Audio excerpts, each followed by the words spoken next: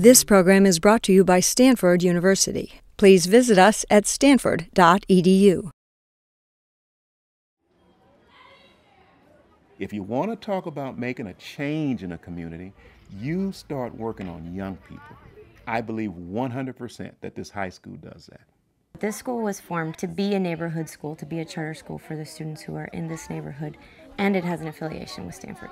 Our goal with this school is to really create a model that uses effective practices and prepares students from the East Palo Alto community for college. Charter schools are public schools. The high school and the elementary school each have a steering committee that includes faculty from Stanford, and I think what we fully appreciate and understand now at a deeper level than we understood just by looking at the data, that education in California is really substantially about the education of English language learners. We have 65% Hispanic, 20% African American, 10% Pacific Islanders. They learn the social English, but it's the more sophisticated academic language that they have to learn from reading and from school. I was very interested in language in classrooms, English language learners, bilingual education.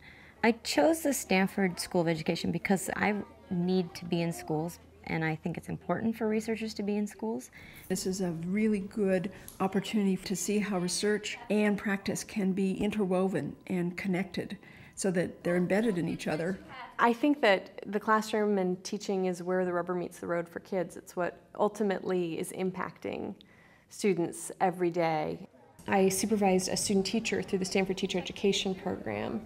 There's also collaboration with university faculty, and the fact that they're able to have university professors come in and reflect with them on their teaching practice is an amazing resource. There's a lot of support from Stanford. Some of it is through the STEP program. We have student teachers from Stanford.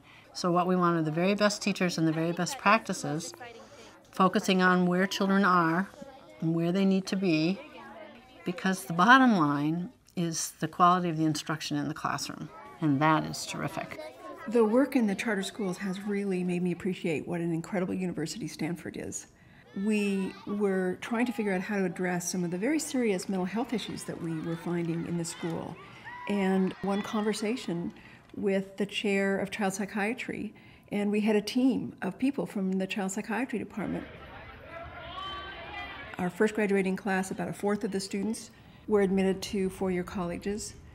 The next year, about a third, and this last graduating class, half of them were admitted to four-year colleges. One of the wonderful things about the high school is the fact that they talk about how it changed their lives. I think East Palo Alto Academy pushes you to your maximum, and till you find that potential.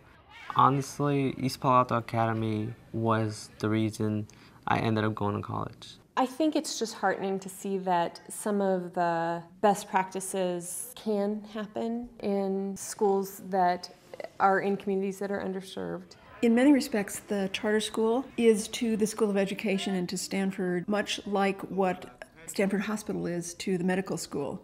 And I think if you think of a medical school without a hospital connected to it, it doesn't sound very feasible, does it? In education, it's very rare to have a real educational system connected to research and the training of education leaders. So this is innovative, and I think it's a really important advance in ensuring that, at least at Stanford, the training and the research is well grounded in the realities of the world of education.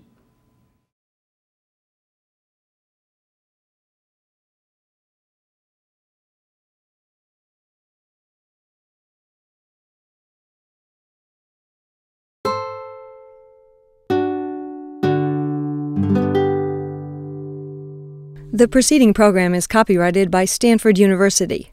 Please visit us at stanford.edu.